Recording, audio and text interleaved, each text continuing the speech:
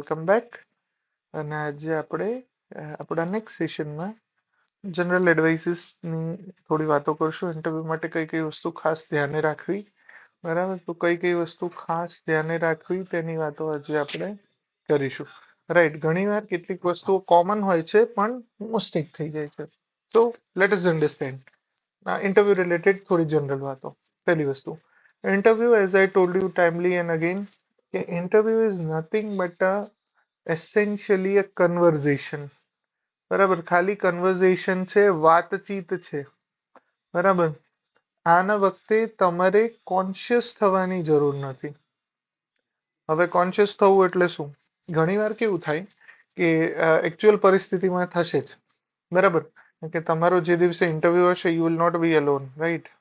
સો તમારી જોડે ઇન્ટરવ્યુના દિવસે અરાઉન્ડ સે 50-60 લોકો હશે, 30-40-50-60 લોકો હશે, રાઈટ? હવે એ દિવસે થાય કેવું કે એ વાતાવરણ જે બને ને એમાં આપણે બીજાને જોઈને પોતાના પર સવાલ કરવા માંડીએ, બરાબર, કે કોણ શું વાંચે છે, કોણ શું કરીને આવ્યું છે. Because you want B having your books, you want B having your phones, બધું તમારી જોડે સ્વિચ ઓફ કરીને મુકાવી દેવામાં આવશે, બરાબર. So that will be a difficult situation જ્યાં તમે કોન્શિયસ થઈ જશો અને તમે બધું વિચારવા માંડશો કે એમ આઈ સફિશિયન્ટ ઓર નોટ, મને બધું આવડશે કે નહીં, મારી તૈયારી બરાબર છે કે નહીં, ઇન્ટરવ્યુમાં મેં બરાબર વાંચ્યું છે કે નહીં, આ ટોપિક કરંટ અમે જોયો છે કે નહીં, અહીંયા જતા રહેશે તો ત્યાં જતા રહેશે તો, રાઈટ? તો પહેલી એક વસ્તુ તમે સમજો કે ઇન્ટરવ્યુમાં કોઈ તમારે કોન્શિયસ થવાની જરૂર નથી. એક નોર્મલ વ્યક્તિ કેવી રીતે જાય સામાન્ય રીતે, બરાબર? ધારો કે તમે આ સેશનમાં આવો અને કોઈ સવાલ તમારા મગજમાં ઉભો થાય તો તમે એમાં 50 વાર વિચારશો નહીં, રાઈટ? તમે એના માટે કોઈ પ્રિપરેશન કરીને કે બધું નથી ગયા. ઇન્ટરવ્યુ ઇઝ એસેન્શિયલી તમે જેવા છો તેવા સારામાં સારી રીતે બતાવો, બરાબર? તમે જેવા છો તેવા બતાવો, બરાબર? તમારે કંઈ નવા થઈને બતાવવાની જરૂર નથી. Essentially interview is a matching process. સાદી વાતચીત છે, ઇટ્સ અ મેચિંગ પ્રોસેસ. અને તમારું સિલેક્શન તમે ગમે તે કરો, જોબના ફીચર્સ સાથે જો તમારી એસેન્શિયલ ક્વોલિટીઝ અને વેલ્યુઝ તમે બતાવી શકો કે મેચ થાય છે તો થશે. આના માટે ઘણીવાર એક બીજો એપ્રોચ લોકો ટ્રાય કરે છે, એક્ઝાગરેશન. બરાબર, એક્ઝાગરેશન એટલે બહુ વળી ચડીને વાતો બતાવી. જેમ કે અમુક આન્સર્સ હોય ને તમને એવા લાગે કે આ સ્વર્ગ છે, આમાં વાદળ છે, અને વાદળમાંથી જો વરસાદ પડે ને અમી ઝરણું જેને કહેવાય, બરાબર, અથવા તો સ્વર્ગના દેવદૂત પૃથ્વી પર આવે અને ભગવાન વાણી કરે તો આવો જવાબ અપાય. એટલા હોલિસ્ટિક જવાબો આપતા હોય છે, વિચ ઇઝ નોટ રિયલ. તમને એક્ઝામ્પલ આપું. ઘણીવાર કેવા સવાલ પૂછે, બહુ સિમ્પલ સવાલ છે બટ એસેન્શિયલી બધા જ લોકો વારંવાર ભૂલ કરે છે, બરાબર? Why do you want to become a civil servant? અથવા તો તમને કહેશે કે તમે અત્યારે એક્સ જગ્યાએ છો, તમારે વાય જગ્યાએ કેમ આવવું છે, રાઈટ? અને મોટા ભાગના લોકો ના, મારે તો ખાલી સર્વિસ કરવી છે, મારું તો નાનું હતું ત્યારથી સપનું હતું, રાઈટ? અને ઇન્ડિયન આઈડિયલની સ્ટોરીઝ બનાવવાની ચાલુ થઈ જાય. ટ્રસ્ટ મી, સામે બેઠેલા વ્યક્તિને આ બધી જ વાર્તાઓ ખબર છે, right? There is absolutely no point of creating these stories, right? So તમને જ્યારે એવો સવાલ પૂછવામાં આવે ને કે તમારે ક્લાસ 1 ઓફિસર કેમ બનવું છે, કે ભાઈ તમે એકચ્યુઅલી શું કરશો, તો આ સવાલનો જવાબ ક્યારેય ઓન ધ સ્પોટ જે નીકળે બરાબર છે, પણ આ સવાલનો જવાબ ક્યારેય બહુ સારી સારી વાતોમાં ના હોય, બરાબર? ઇટ ઇઝ રાધર સાચી વાતો.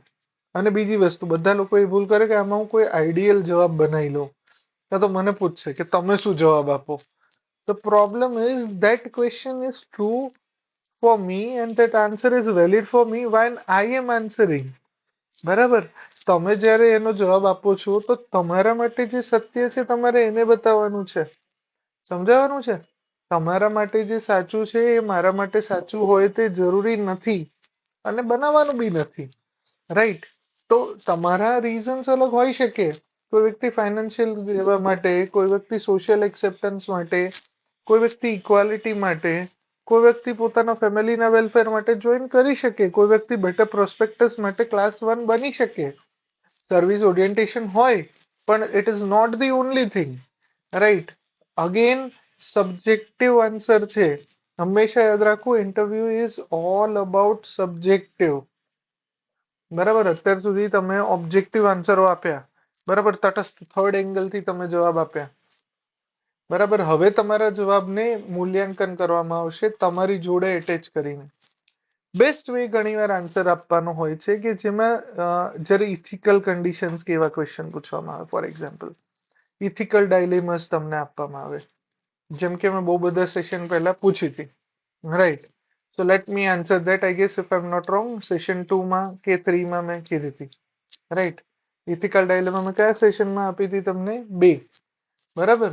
એક હતું ડ્રાઈવરનું ડાયલેમા હતી, અને બીજું હતું કે ડોક્ટર્સ પ્રોબ્લેમ કે એવું કંઈક હતું, ઠીક છે, ડોક્ટર્સ ટ્રબલ.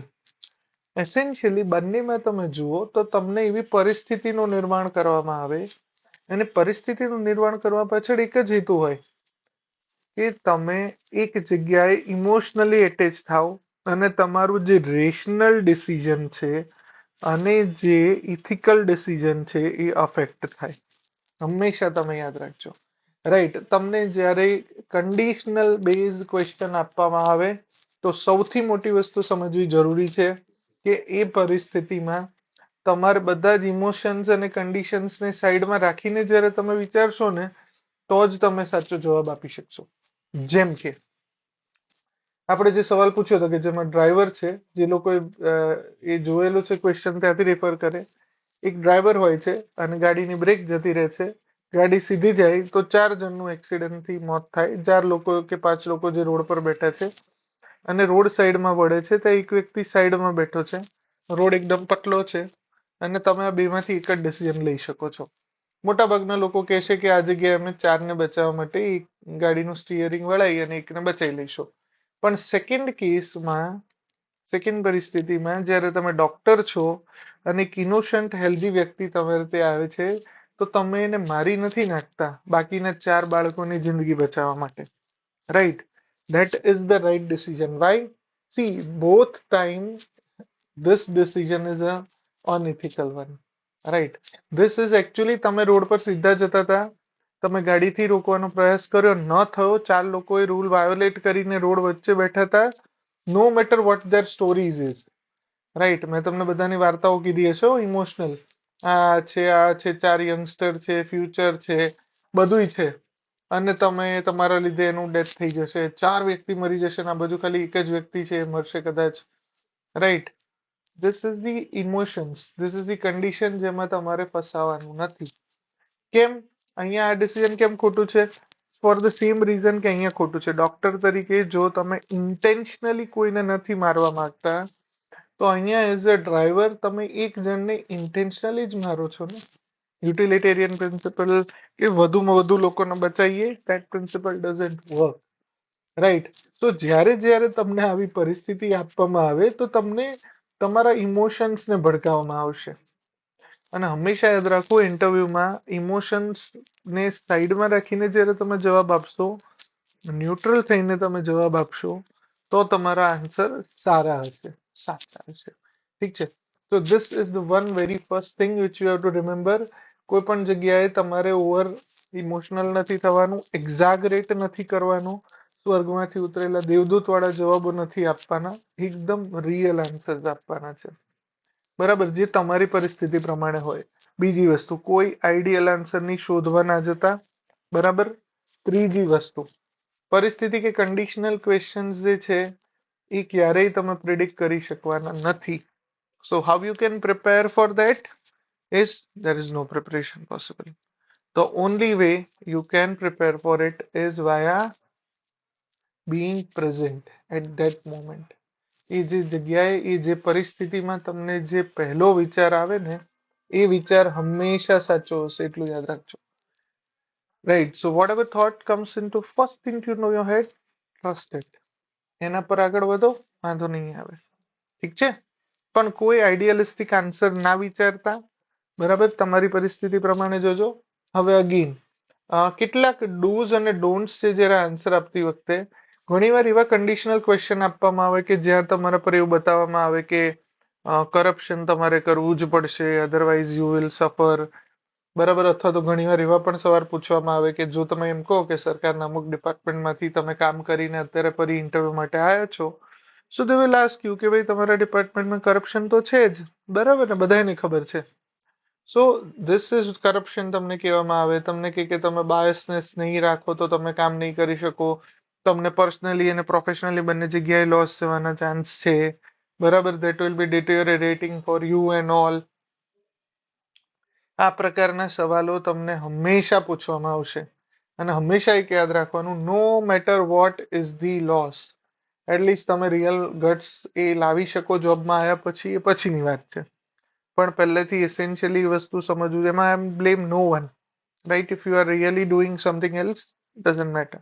પણ મોસ્ટલી તમારો જે જવાબ હોય સાચો હોવો જોઈએ. એટ અ સેમ ટાઈમ તમે કોઈ પણ કન્ડિશનમાં કરપ્શનને, પાર્શિયાલિટીને, ડિસઓનેસ્ટીને, ટ્રુથને, અગેન્સ્ટમાં હોય એવા, બરાબર, લાઈઝને, બીજાને બચાવવા માટે પણ ખોટું બોલવા વાળા આઈડિયાને પ્રમોટ કરતા હોય એવો કોઈ જવાબ ક્યારેય ન આપતા. બરાબર, બહુ સિમ્પલ, બહુ સ્પષ્ટ ભાષામાં કહું છું. ક્યારેય તમારો આ પ્રકારનો જવાબ તમારા એડવાન્ટેજમાં વર્ક નહીં કરે. કારણ કે સમજો એક વસ્તુ, એક્ઝામિનર જે સામે બેઠા છે એ તો ખાલી તમને કન્ડિશન આપે છે, પરિસ્થિતિ આપે છે.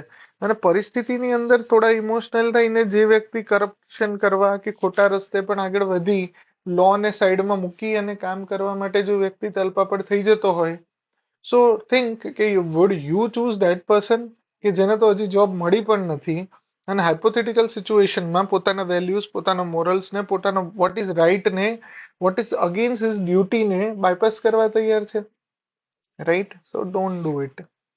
ઓલવેઝ રિમેમ્બર, ક્યારેય આપણને આવી રીતે લાલચ આપવામાં આવે, અહીંયા ઇમોશન્સ મૂકવામાં આવે, ડોન્ટ ફોલ ફોર ઇટ, બરાબર. કારણ કે અહીંયા જ જનરલી ટ્રેપ રહેલો હોય છે.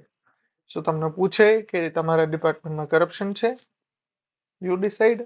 ઠીક છે, તો આજના 2 સવાલ હું મૂકી દઉં, બરાબર. આ બધી 3-4 વાતો મેં કરી, દેન એક એડિશનલ વાત એ કરી લઈએ, પછી 1-2 સવાલ મૂકીને આપણે કન્ક્લુડ કરીએ. બીજી એક વાત, ક્લોથિંગ છે, બરાબર, કેવું હોવું જોઈએ. તો મારા હિસાબે ક્લોથિંગ બને તેટલું સિમ્પલ રાખજો, બરાબર. I do not recommend, although I am not against, but I do not recommend કે તમે બ્લેઝર પહેરીને, નવું બ્લેઝર પહેરીને આગલા દિવસે ફૂલ્લી ડિસન્ટ હેરકટ કરાવીને કે આમ વેલ ગ્રૂમ થઈને જાઓ. It's always good to go in that way. ટાઈને આમ પણ દુલ્હાની જેમ તમે જાઓ છોકરાઓ માટે, કે છોકરીઓ એકદમ સાડી કે એમાં જાય, nothing wrong with that, but કશું ઓવર ના દેખાવું જોઈએ. આઈ એમ સેઇંગ ઇઝ, બરાબર. તમે ત્યાં અહીંયા સિલેક્શન માટે જાઓ છો as an officer, so what attire you should choose, મારા હિસાબે એવા વસ્ત્રો પહેરવા જોઈએ જે તમે જોબમાં ગયા પછી રેગ્યુલરલી પહેરવાના હોય. એક ડિસન્ટ, એક સોફિસ્ટિકેટેડ, એક તમારા જોબની ડિગ્નિટીને જે સૂટ થાય એ પ્રકારના વસ્ત્રો પહેરવા. So I have never wore in any interview yet કે જ્યાં હું બ્લેઝર પહેરીને, બરાબર, કે ટાઈ પહેરીને કે એ રીતે બેઠો. No matter it was the court managers interview or it was the class 1-2's interview, it was multiple job interviews, it was multiple professors interviews. In none of the interviews ever I have sit with this kind of consciousness. કપડા એવા હોવા જોઈએ તે તમને comfortable હોય, એટલે એવું ને પછી ટ્રાઉઝર્સ ઓલામાં જાઓ, સ્નીકર્સમાં નહીં. ડિસન્સી હોવી જોઈએ, બને ત્યાં સુધી પ્લેન કપડા હોવા જોઈએ, સિમ્પલ હોવા જોઈએ. અને કપડા પાછળનું રીઝન ખાલી એટલું હોવું જોઈએ કે કપડા એવા ન હોવા જોઈએ કે તમને રિજેક્ટ કરાવે. કપડા તમને ક્યારેય સિલેક્ટ નહીં કરાવે. ઓલવેઝ અન્ડરસ્ટેન્ડ, કપડા તમારા ઇન્ટરવ્યુમાં જે પહેરો એનાથી તમારું સિલેક્શન થાય એવું નહીં ધારવાનું. બસ એવા ના હોવા જોઈએ કે જોઈને એને ના પાડી દેવાનું મન થઈ જાય, રાઈટ. એવા હોવા જોઈએ કે તમારા કપડા ઇરિલેવન્ટ થઈ જાય, કપડાનું ફેક્ટર તમારા ઇન્ટરવ્યુના ઇવેલ્યુએશન પ્રોસેસમાંથી જતું રહે. ખાલી એટલું દેખાય કે હા ભાઈ આમાં અધિકારી તરીકે ડિસન્સી છે, સૌમ્યતા છે, એ કપડા એ નોર્મલ સિમ્પ્લિસિટી દેખાય છે, right. So you choose your clothing accordingly. બહુ ભડક નહીં, કશું હાઈફાઈ નહીં, નોર્મલ હાઈફાઈ, ઠીક છે, સિમ્પલ સાદા કપડા જે રોજ પહેરો, જે રોજ પહેરવા ઈચ્છતા હોય, બરાબર. હા, કોઈની સ્ટાઇલમાં બ્લેઝર્સ હોય તો વાંધો નથી, પણ મારા હિસાબે કપડામાં તમે ફિટ થવા જોઈએ, તમે એમાં નેચરલ રહી શકવા જોઈએ, ઠીક છે. ચલો, એકાદ 2 ક્વેશ્ચન્સ લઈ લઈએ, બરાબર, પરિસ્થિતિ બેઝ. પહેલો સવાલ જે ઘણીવાર આ વખતે પણ ઇન્ટરવ્યુમાં પૂછવામાં આવી રહ્યો છે. સો જો તમે ગવર્મેન્ટ એક્સ જોબમાંથી છો, બરાબર, for example say you are from revenue ડિપાર્ટમેન્ટમાંથી છો, કે તમે ટેક્સેશન ડિપાર્ટમેન્ટમાંથી છો, કે તમે પોલીસ ડિપાર્ટમેન્ટમાંથી છો, કે તમે ટીડીઓ કે ટ્રાઇબલ ડેવલપમેન્ટ કે ગમે તેમાંથી છો, બરાબર, અથવા તો તમે તલાટી છો, બરાબર, તમે ડીવાયએસઓ છો. તમને એવો સવાલ પૂછે તમારા ઇનપુટ્સના બેઝ પર કે તમે ભાઈ આ ડિપાર્ટમેન્ટમાંથી આવ્યા, આ ડિપાર્ટમેન્ટ તો કરપ્શન માટે બહુ જ ફેમસ છે, બરાબર, તમારું શું માનવું છે? તમે આ ડિપાર્ટમેન્ટની અંદર હતા, તમને તો ખબર જ હશે ને કેટલી હદે કરપ્શન પ્રિવેલેન્ટ છે. આને સુધારવા માટે તમે શું કરશો? What is your view on this? This is one question. ઠીક છે, પહેલો સવાલ. અને બીજો સવાલ ફરી કહું છું, સવાલમાં કશું નથી રાખ્યું. It will depend on how you answer and what reality you represent. જે પણ જવાબ લખો તમારો ડિટેલ્ડ આન્સર લખજો, બરાબર. So what answer you are required to give in the second one? Why do you want to leave your earlier job? જે x post હતી ડિપાર્ટમેન્ટની કે હદી જે બી હતી. Why do you want to join XYZ post, leaving the other post aside? And how long will you sustain? ક્યાં સુધી તમે sustain કરશો? ઠીક છે, તમારા બે પ્રશ્નોના જવાબ આપવાના છે. Okay, how long will you sustain? Correct. બે પ્રશ્નોના જવાબ. પહેલો સવાલ કે તમે તમારી આ ડિપાર્ટમેન્ટમાંથી છો, એ ડિપાર્ટમેન્ટ તો કરપ્શન ને એ બધી વસ્તુ માટે બહુ બદનામ છે, શું માનવું તમારું, તમે એને કેવી રીતે સુધારશો? બીજો પ્રશ્ન કે તમે કે આ જે પોસ્ટ પર છે એમાં કેમ આવવા માંગો છો, બરાબર, ક્યાં સુધી રોકાશો, કાલે બીજી ઓપોર્ચ્યુનિટી મળી તો ફરી જતા રહેશો, બરાબર. Try to answer this question in your own unique way which is suitable to you, બરાબર. આનો કોઈ આઈડિયલ જવાબ પ્રમાણે જવાબ ન આપતા, બરાબર, કારણ કે કોઈ આઈડિયલ જવાબ છે જ નહીં.